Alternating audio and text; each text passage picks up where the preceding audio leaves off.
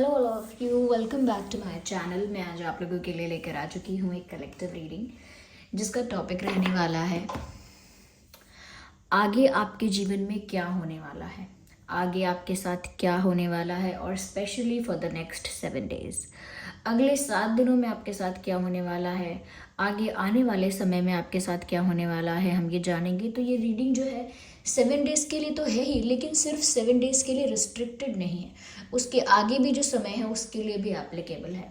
Okay, reading सभी zodiac science के लिए है, हर उम्र के व्यक्ति के लिए है, टाइमलेस है। जब भी आप इस वीडियो तक पहुंचेंगे, जब भी आप इस वीडियो को देख रहे हैं, आपके साथ ही तभी रेजोनेट करेगा, फिर चाहे आप इस वीडियो तक कितने भी समय बाद क्यों ना पहुंचे हों। ओके, ओपन माइंडेड होकर भी सुनिएगा। ओके, और जब भी आप इस वीडियो को देख रहे हैं, जब भी आप इस वीडियो तक पहुंचे हैं, यह आपके साथ तभी रेजोनेट करेगा। मेल हो, फीमेल हो, किसी भी एज ग्रुप में हो, आप रीडिंग रेजोनेट कर सकती है। ओके, तो सबसे पहले आइए देखते हैं यहाँ पे कि आगे आपके साथ क्या होने वाला है। Okay,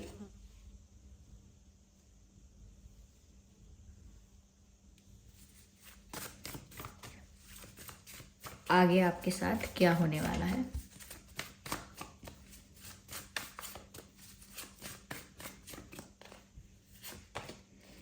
self worth. Okay, we have one more card. आगे आपके साथ क्या होने वाला है। Okay, let's take one more card. Oh my God, बहुत इंटरेस्टिंग है, बहुत इंटरेस्टिंग है। इवन आई एम इंटरेस्टेड, आपको बताने के लिए मैं काफ़ी इंटरेस्टेड हूँ।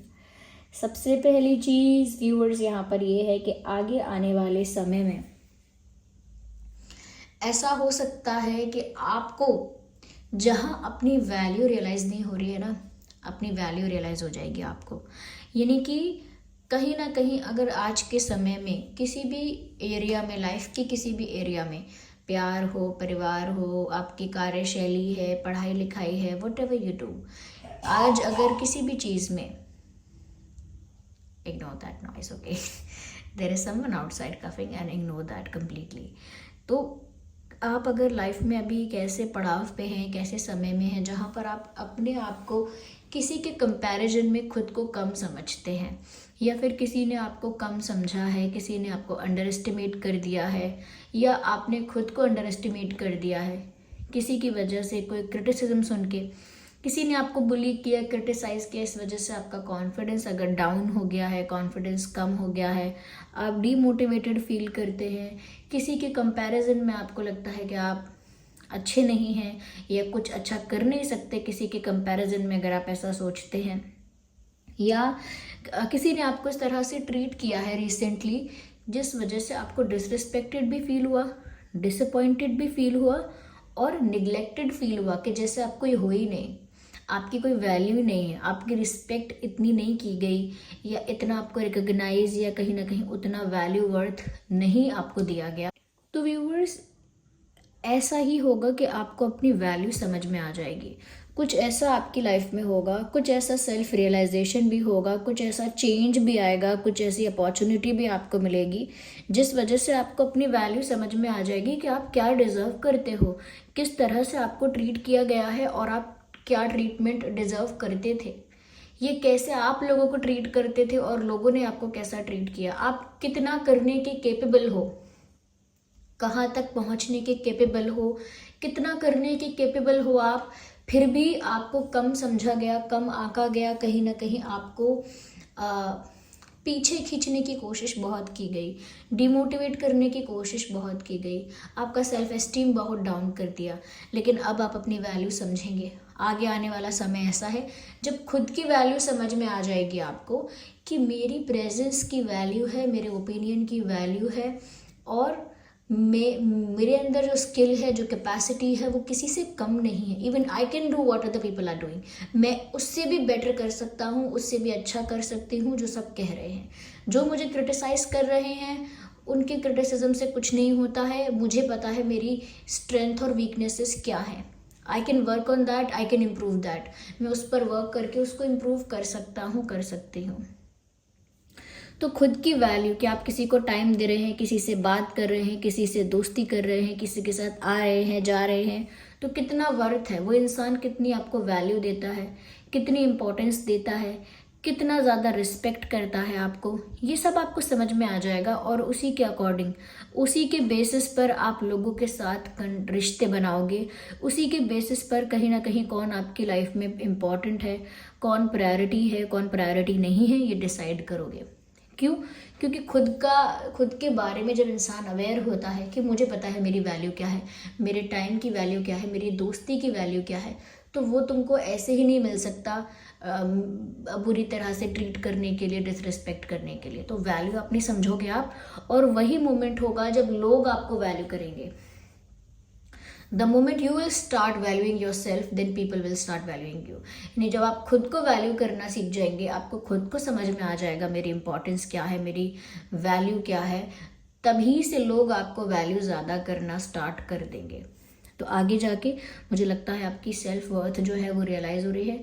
आगे जाके आपको बहुत रिस्पेक्ट, बहुत वैल्यू भी मिल रहा है, और आप ये समझ पा रहे हो कि आप क्या डिज़र्व करते हो। उससे नीचे एडजस्ट नहीं कर सकते आप। साथ ही साथ आगे आने वाले समय में ऐसा दिखता है that you will be very busy.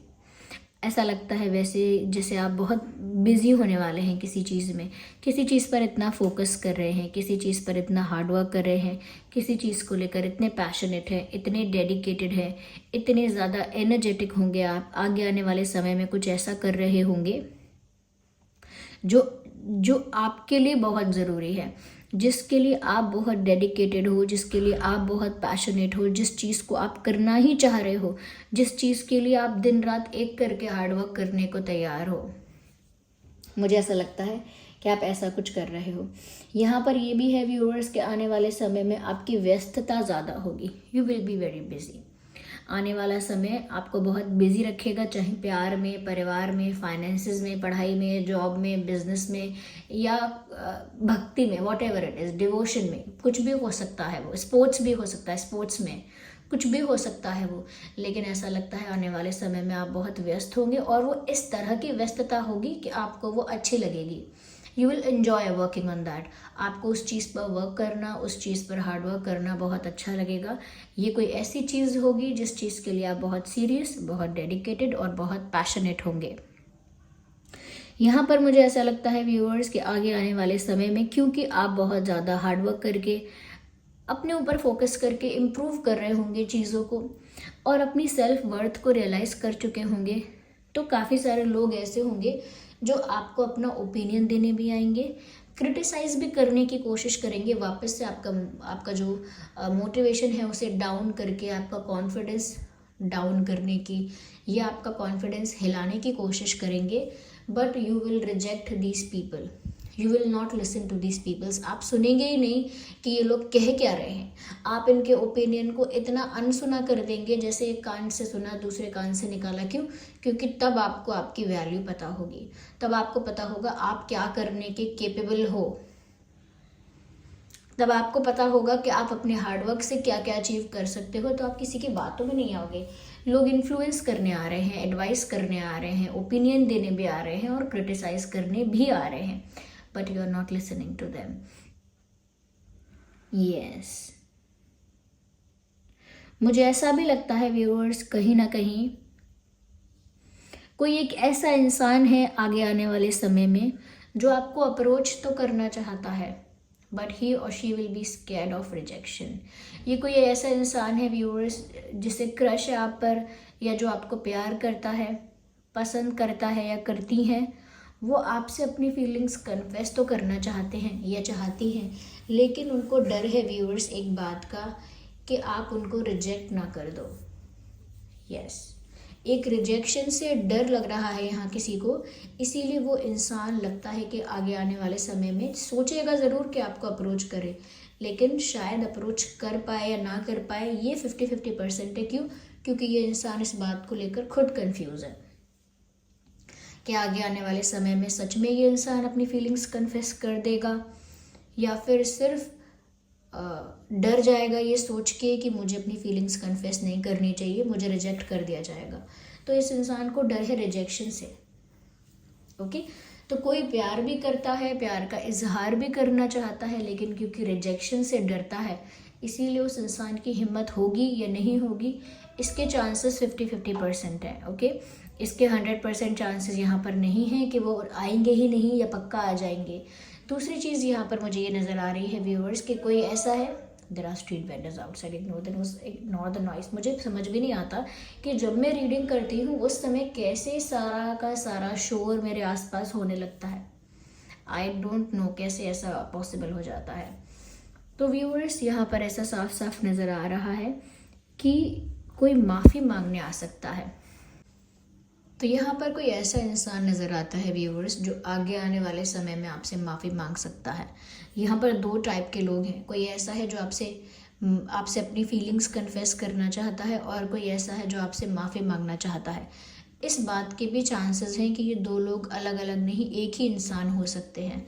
तो अगर कोई ऐसा इंसान है व्यूअर्स जिसने आपको हर्ट किया है या कहीं ना कहीं डिसरिस्पेक्ट किया है या आपका फ़ायदा उठाया है, आपको चीट किया है, ऐसा इंसान आगे आने वाले दिनों में, आगे आने वाले समय में आपसे माफ़ी मांगने आ सकता है या आपसे माफ़ी मांगने की इच्छा रख सकता है।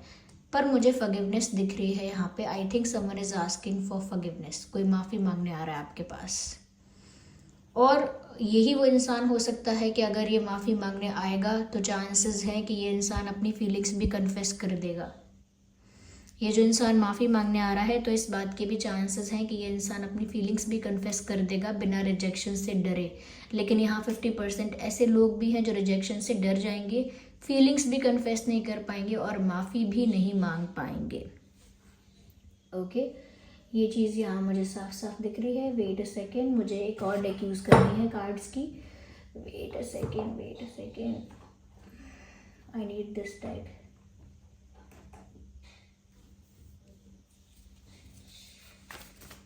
देखते हैं कि और आपके आगे आने वाले समय में और क्या होगा। मुझे लगता है व्यूअर्स कहीं ना कहीं आने वाले समय में, मुझे ऐसा भी लगता है व्यूअर्स आगे आने वाले समय में आप अपने आप को लेकर काफ़ी प्रोटेक्टिव होंगे। आपके पास जो चीज़ें हैं उन चीज़ों को भी लोगों से प्रोटेक्ट करेंगे, क्योंकि यहाँ पर कुछ ऐसे लोग होंगे जो आपकी चीज़ों पर, आपकी खुशियों पर, आपके पैसे पर, आपके प्यार पर नज़र डालेंगे।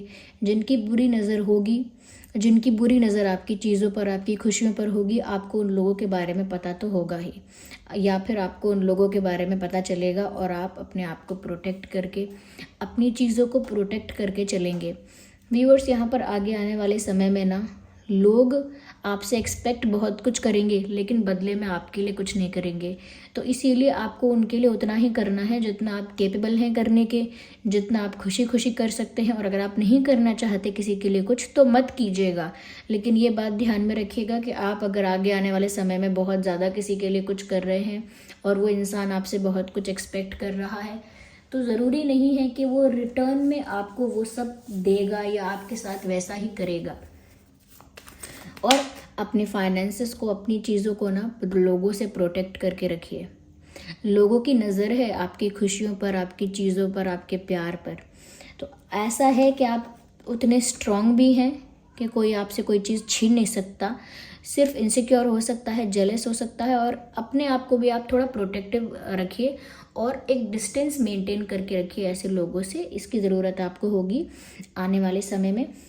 और आपको जो भी हार्डवर्क करना है ना व्यूअर्स, वो साइलेंटली करना है। यानी कि यहाँ पर कोई ढिंढोरा नहीं पीटना है, कोई बताना नहीं है कि मैं इस चीज़ पर वर्क कर रहा हूँ, ये मेरा एम है, यहाँ मैं हार्डवर्क कर रहा हूँ, मुझे ये चाहिए, ये मेरा गोल है।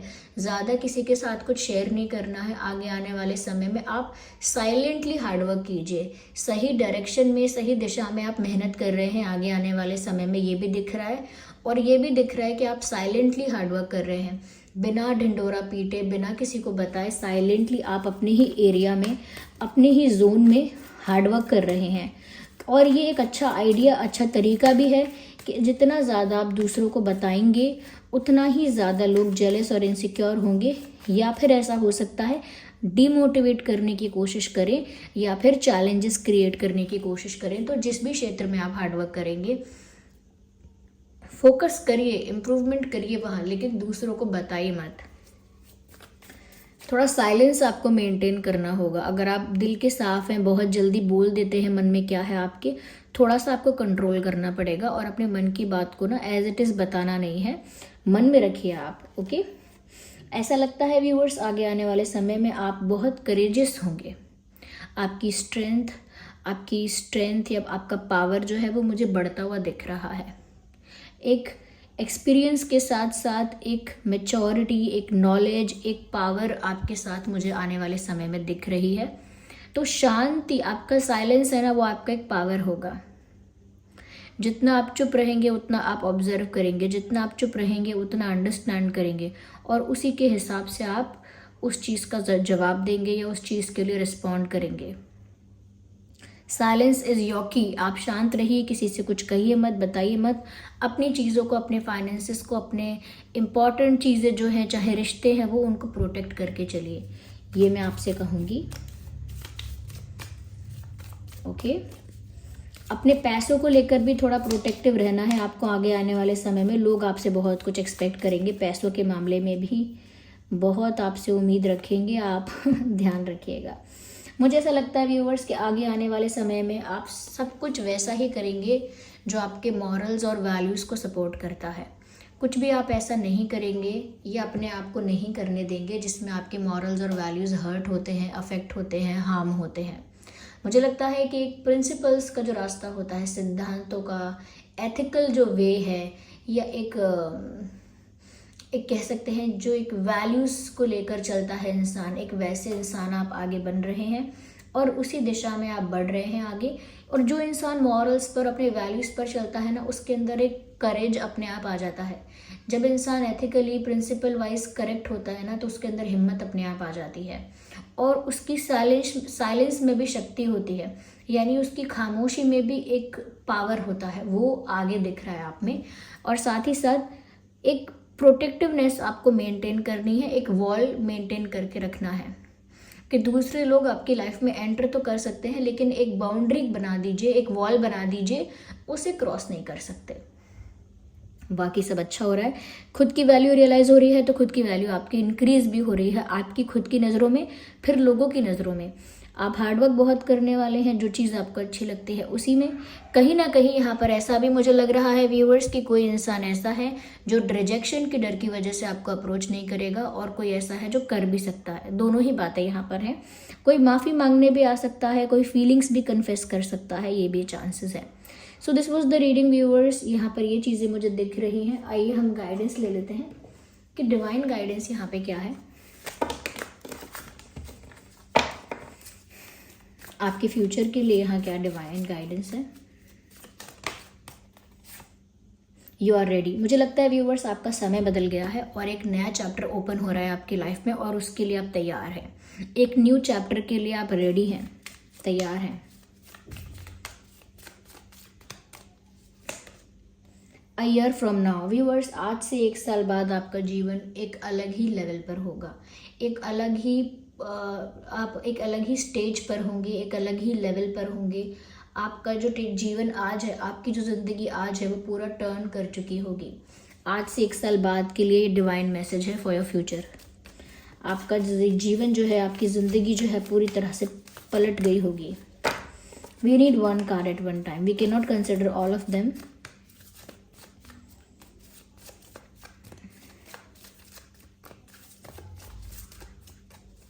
Just one.